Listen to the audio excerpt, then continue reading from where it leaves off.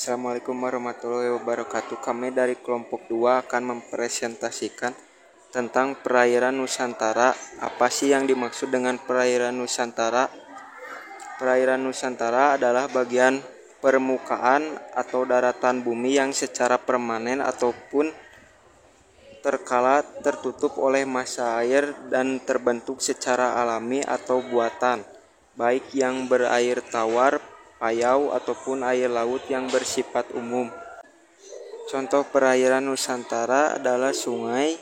Sungai adalah aliran air di permukaan besar dan terbentuk memanjang yang mengalir secara terus-menerus dari hulu menuju hilir. Sungai merupakan tempat mengalirnya air secara gravitasi menuju ke tempat yang lebih rendah. Arah aliran air sungai sesuai dengan sifat air, mulai dari tempat yang tinggi ke tempat rendah. Kedua, sumur.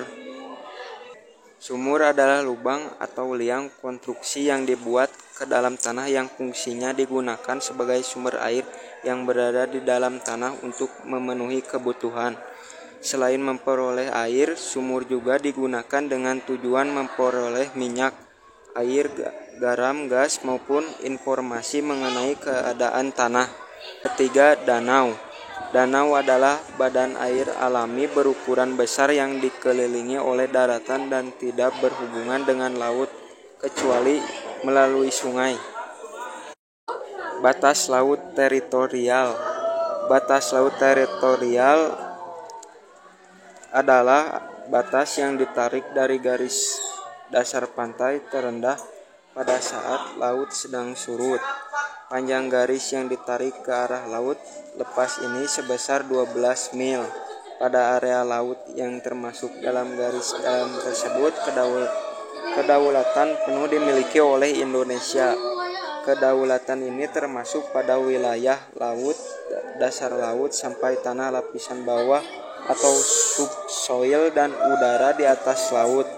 Bahkan seluruh jenis sumber daya alam yang terdapat di dalamnya adalah milik Indonesia. Luas laut teritorial Indonesia sendiri yaitu 282.583 km persegi.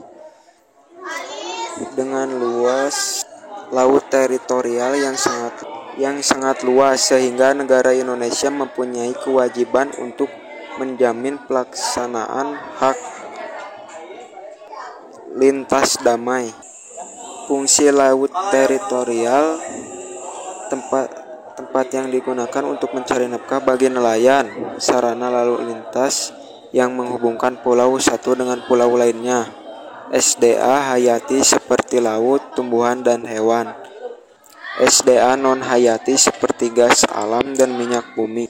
Batas landasan kontinen. Batas laut Indonesia tak cuma batas laut teritorial saja, tetapi juga memiliki batas landasan kontinen.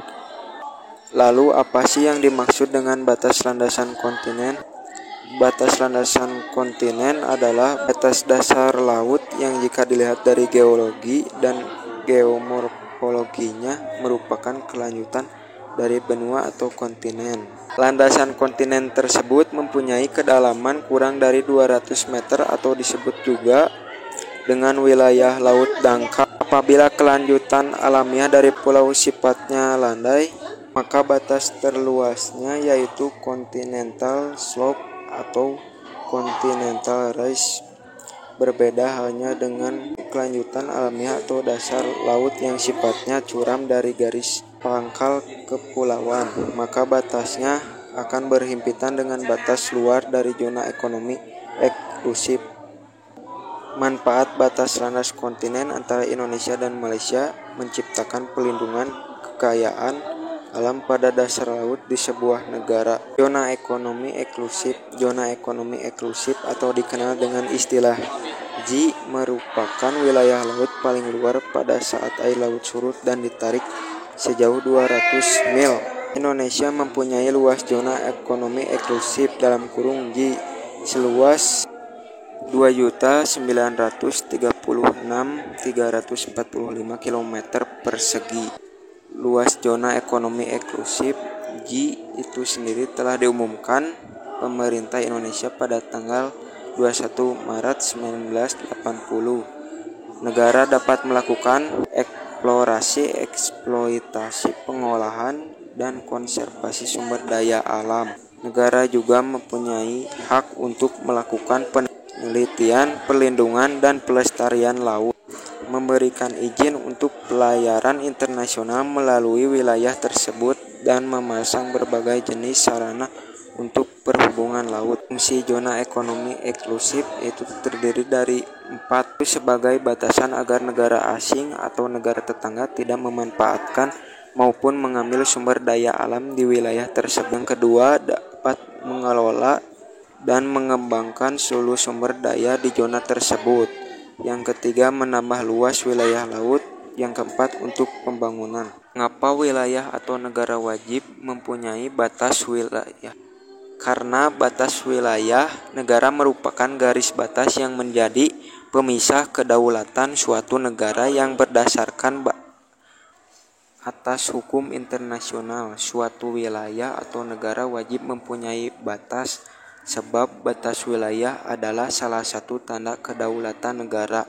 Dengan adanya batas negara yang telah disepakati secara internasional, maka suatu negara akan memperoleh hak guna mengelola dan memanfaatkan sumber daya yang terkandung pada wilayah negara untuk kepentingan negara. Oleh sebab itu, jika batas wilayah suatu negara dilanggar oleh negara lain, maka akan memunculkan konflik. Sekian presentasi dari kami. Wassalamualaikum warahmatullahi wabarakatuh.